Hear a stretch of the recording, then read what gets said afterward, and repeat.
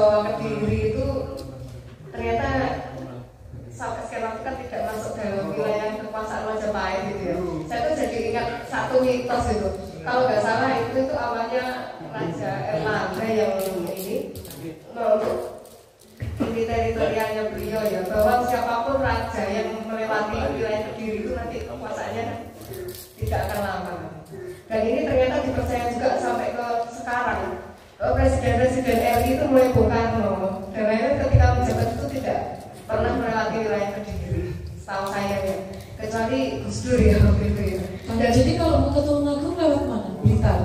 Malang, Surabaya, Malang, Blitar. Itu mulai dari Bung Karno sampai Mbak Mega tidak ada yang pernah berani lewat Kediri ketika menjabat ya. Padahal kalau nggak berani saya siap nemenin.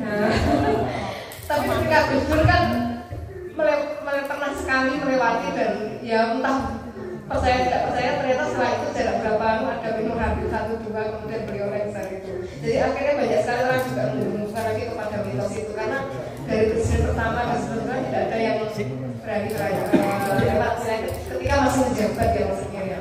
Nah ini kalau tidak salah setahu saya mitos itu berawal dari Prabu Erlangga dulu yang membuat itu untuk membatasi teritorialnya beliau. Jadi siapapun yang melewati wilayah saya ini tidak akan istilahnya tidak akan survive gitu. Dari raja manapun yang tidak survive itu di wilayah kekuasaan ya, bukan hidup ya. Iya. Kalau lewat situ mati gitu. Enggak.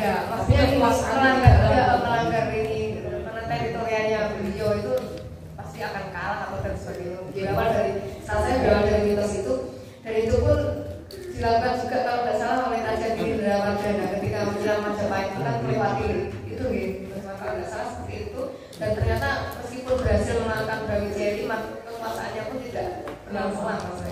Nah ini soalnya bertanya hal yang sama kepada salah satu yang tadi Mas Wawan bilang Kiai Master gitu ya. Saya tanya waktu itu kepada Yai Said. Yai Said itu sahabat Yai Said yang menerima Master. Saya tanya pertanyaan sama seperti Mbak Reni tadi itu.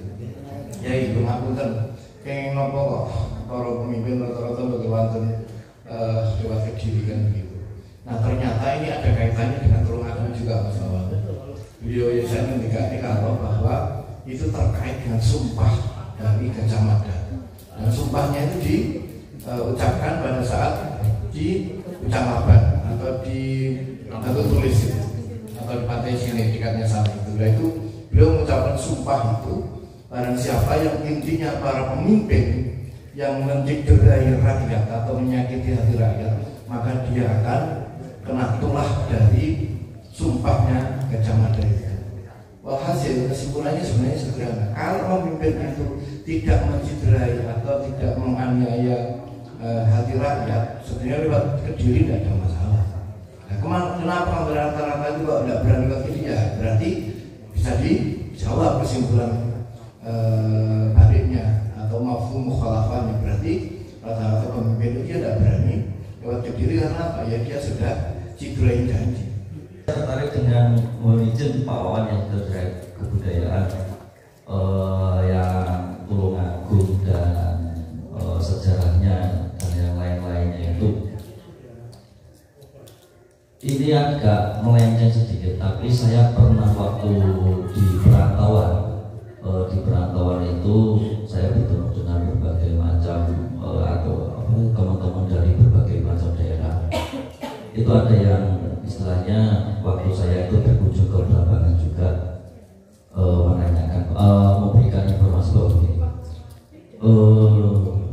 ada satu begini, Banyuwangi itu tidak pernah takut dengan seluruh daerah di Indonesia kecuali Tulungagung, begitu. Karena Tulungagung itu katanya adalah dulur sepuh, gitu. Ngasuh ilmunya Banyuwangi itu dari Tulungagung. Jadi kalau perspektif negatif atau pandangan dari spiritual yang ilmu hitam itu katanya kita bisa melempar santet atau apapun itu dari atas, tapi kita tidak bisa melempar santet dari bawah tanah. Nah, dari bawah tanah itu yang bisa melakukan itu cuma dari Tulungagung. Nah ini siapa tahu sih, moga ya seperti itu. Karena Kalau informasi para pimpinan negara ke Tulungagung itu juga bukan rahasia umum lagi.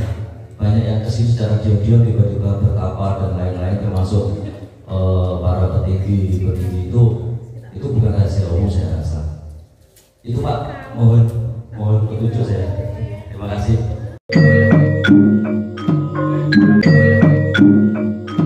Apalagi tentang sejarah. Sejarah itu yang membuat adalah para pemenang. Jadi ada versi. Misalnya contoh Mojopahit itu secara umum kalau versi Mojopahit itu yang terakhir kan Prabu Brawijaya V. Kan gitu. Artinya Raja Mojopahit yang terkenal secara umum versi Mojopahit, raja terakhirnya adalah Prabu Brawijaya V. Tetapi versi Kediri beda lagi.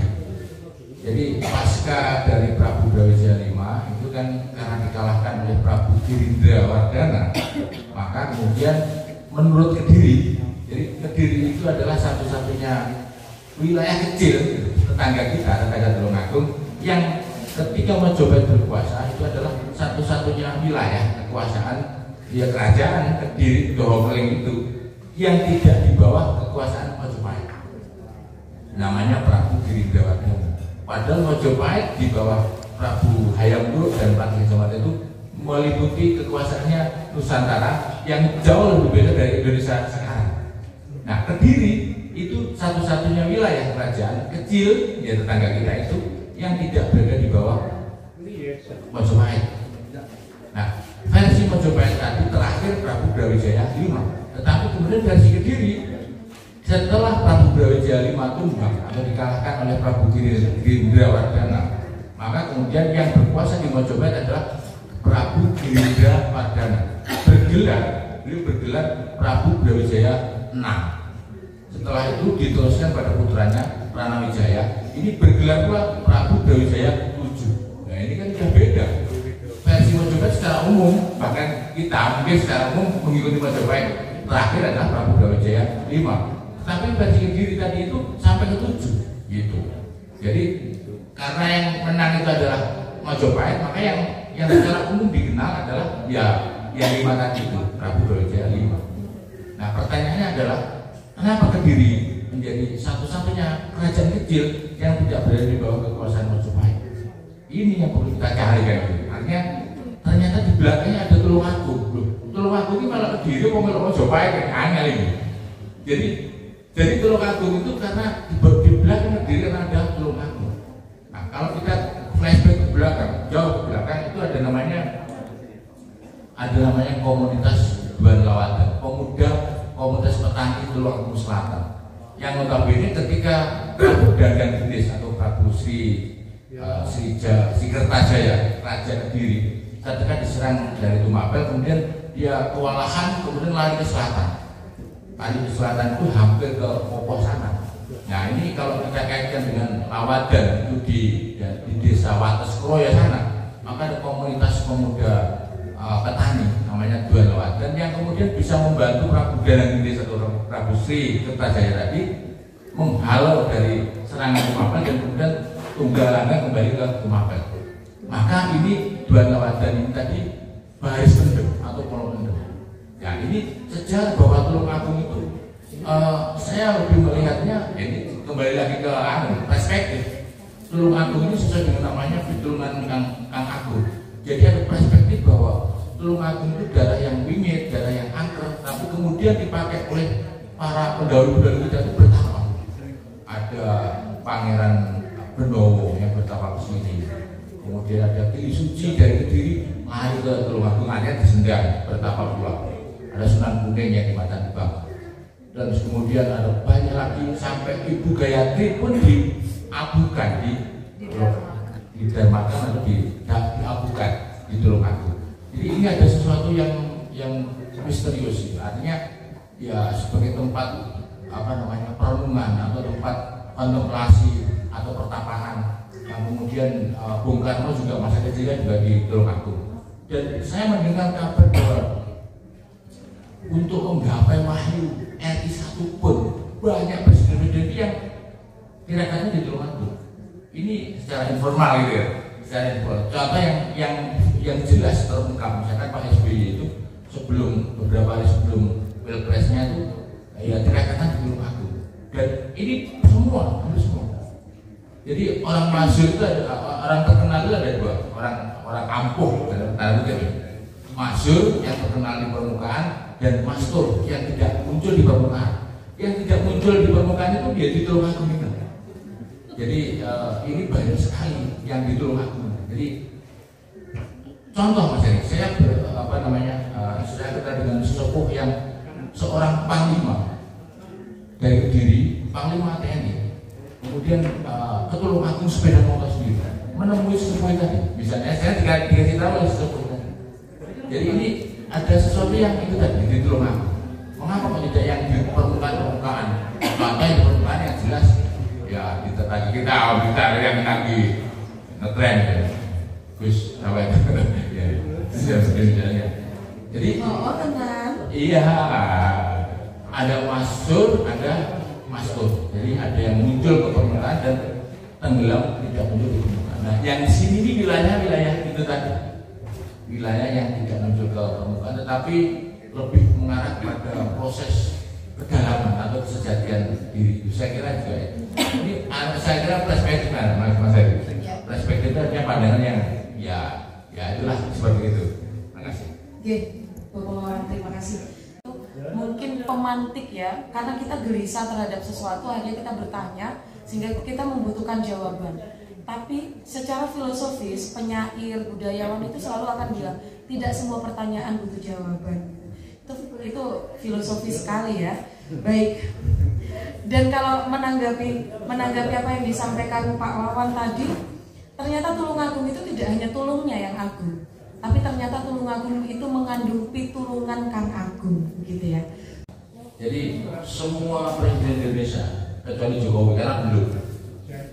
Semua presiden Indonesia mulai Bung Karno, kemudian Bung Karno, Pak Harto, Habibie, Gus Dur, Bu Mega, SBY. Jokowi belum berkunjung Mesir. Jadi setiap ini juga mitos sebenarnya. Setiap melewati Laut Merah, jadi di situ ada terkenal dengan tuah Fir'aun, maka kekuasaannya akan jatuh. Yang jelas Bung Karno, Pak Harto jatuh. Kemudian Habibie tidak diterima pertanggungjawabannya dan kemudian akan maju lagi tidak bisa. Gus Dur jatuh.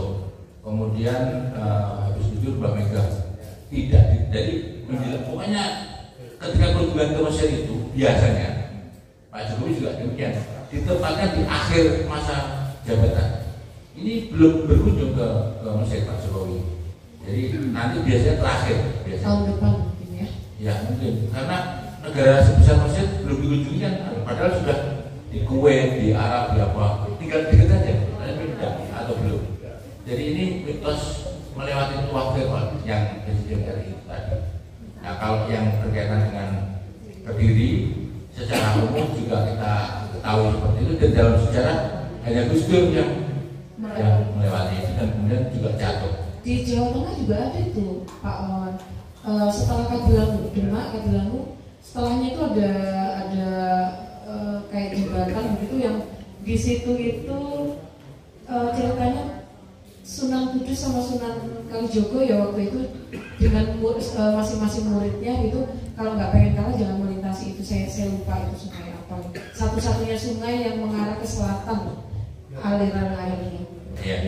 Jadi kalau apa namanya ya itu semua cerita, semua kisah, entah itu dalam legenda atau mitos atau cerita rakyat, folklore dan sebagainya, ada kekuatannya sendiri. Jadi termasuk tadi kan itu mitos, dan mitos itu kalau di dalam Undang-Undang Nomor 5 2017 itu juga termasuk yang ditulis, dicatat apa mitosnya ini apa, dijadikan sebuah cerita juga, artinya sebagai kekuatan dari daerah itu apa, juga termasuk poin dari 10 PK itu.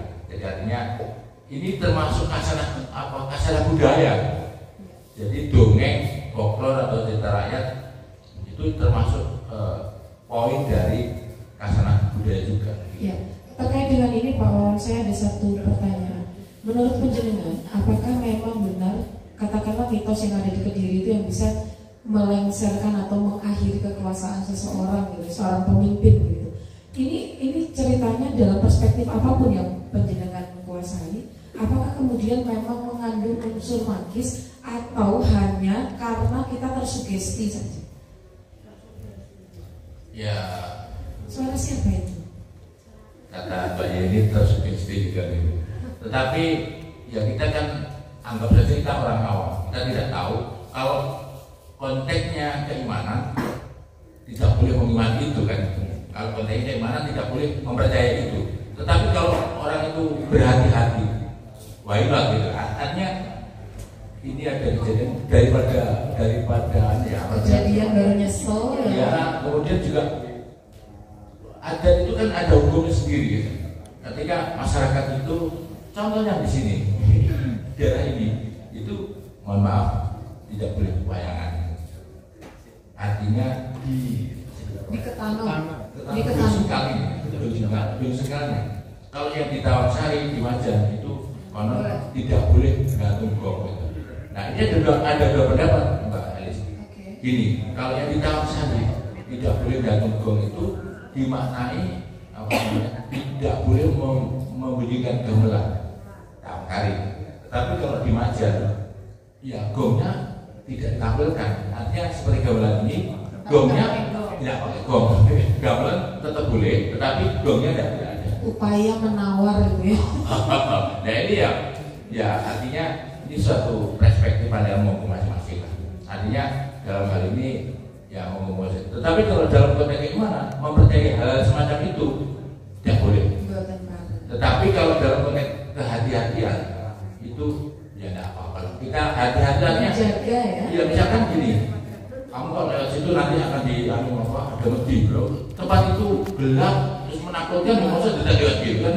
Iya. Nah, gitu. Padahal tinggal kasih lampu saja Iya. ya. Artinya misalkan tidak lewat situ kan tidak apa-apa kan gitu. Jadi gitu saya kira. Banyak jalan ya, menuju Roma. bahwa yang jelas bahwa mitos itu ada gitu Mbak, dan itu di dalam konteks budaya yaitu patut dituliskannya. Artinya itu sebagai ya kasana budaya dari negara kita ini juga. Kan? Ini salah satu juga yang sedang diadvokasi oleh Pak Wawan ya dalam PPKD kan harus mengidentifikasikan 10 salah satunya itu. Baik, mungkin ada lagi yang mau ditanyakan atau disampaikan?